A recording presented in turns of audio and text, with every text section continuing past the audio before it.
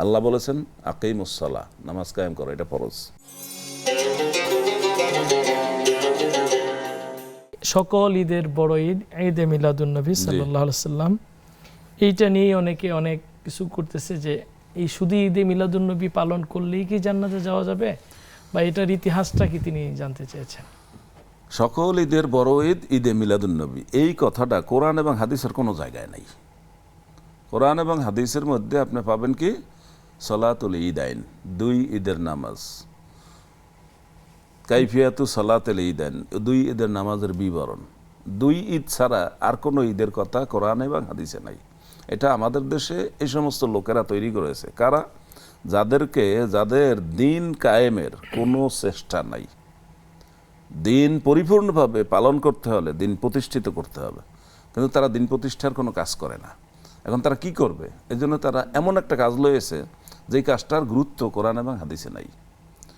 আপনি রাসূলুল্লাহ সাল্লাল্লাহু আলাইহি ওয়াসাল্লামকে ভালোবাসবেন, তার জন্য দোয়া করবেন, দরুদ পড়বেন, কিভাবে করবেন, কোন পদ্ধতিতে করবেন, সাহাবায়ে কেরাম সেগুলো করে করে আমাদেরকে দেখিয়েছেন। তো মিলাদুন্নবী তারা কি করেছেন? মোটেই না। মিলাদুন্নবীতে এই কয়েকশো বছর আগে চালু হয়েছে এবং এটার বিভিন্ন মানে প্রকার শুরু হয়েছে।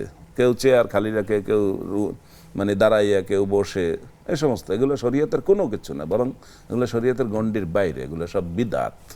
এটা নিয়ে কোনো এই ক্ষেত্রে আয়াত তিলাওয়াত করে কোরআনের, ইন্নাল্লাহা ওয়া মালাইকাতাহু ইউসাল্লুনা আলান নবী ইয়া আইয়ুহাল্লাযীনা আমানু সাল্লু আলাইহি ওয়া সাল্লিমু তাসলিমা, আয়াত তিলাওয়াত করে কোরআনের, কিন্তু এইটাকে নিয়ে লাগায় হচ্ছে যে ঈদে মিলাদুন্নবীর কথা আল্লাহ তাআলা এখানে মানে শরীয়তের ইমাম আবু হানিফা রাদিয়াল্লাহু তাআলা আনহু, ইমাম মালিক, ইমাম শাফি, ইমাম আহমদ, আরও যত আইম্মা কেরাম আছে যাদেরকে সারা দুনিয়াব্যাপী চিনে, তারা কি মিলাদুন্নবীর ব্যাপারে একটা শব্দও বলছেন?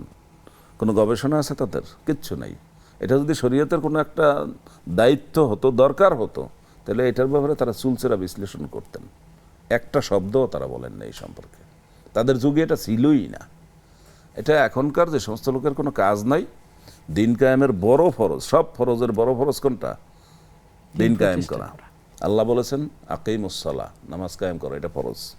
তা আল্লাহ তো এটাও বলছেন আকিমুদ্দিন, কিন্তু ওইটার পরে আর কোনো কথা না বলে এটার পরে বলছেন ওয়ালা তাতাফাররাকু ফি, দিন কায়েমের ব্যাপারে কোনো মতানৈক্য করবে না। কারণ দিন কায়েম না থাকলে আপনি দিনের মধ্যে থাকতে পারেন না, আপনি ঠিকমতো নামাজ পড়তে পারতেছেন না। এমন অনেক জায়গা আছে যেখানে আপনি নামাজের সুযোগ নেই। আপনি সুদমুক্ত অর্থনীতি লেনদেন করতে পারতেছেন না।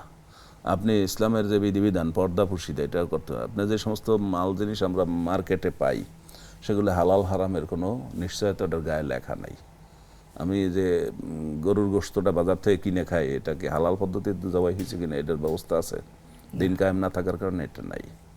এভাবে অনেক মানুষের অধিকার নষ্ট হচ্ছে দিন কায়েম না থাকার কারণে। যে আমি আগে শুরুতে বলছিলাম, যে লোক মারা গেছে ঋণগ্রস্ত, এই ঋণের দায়িত্ব পালন করবে রাষ্ট্র, সেটা ব্যবস্থা নাই।